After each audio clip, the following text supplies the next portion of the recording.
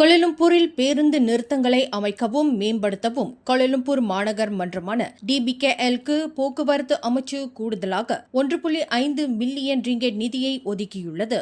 முறையான பேருந்து நிறுத்த வசதிகள் இல்லை என்ற பொதுமக்களின் புகார்களை தொடர்ந்து இந்த நடவடிக்கை எடுக்கப்பட்டுள்ளது என போக்குவரத்து அமைச்சர் ஆந்தனி லாக் தெரிவித்தார்.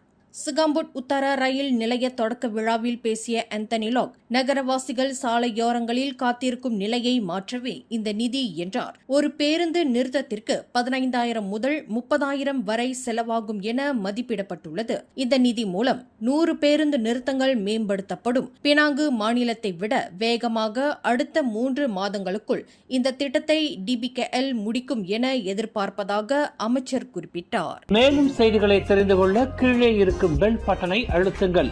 உங்கள் மகிழ்ச்சியை வெளிப்படுத்த லைக் மற்றும் ஷேர் செய்யுங்கள். தொடர்ந்து திசைகளோடு இணைந்திருக்க சப்ஸ்கிரைப் செய்யுங்கள்.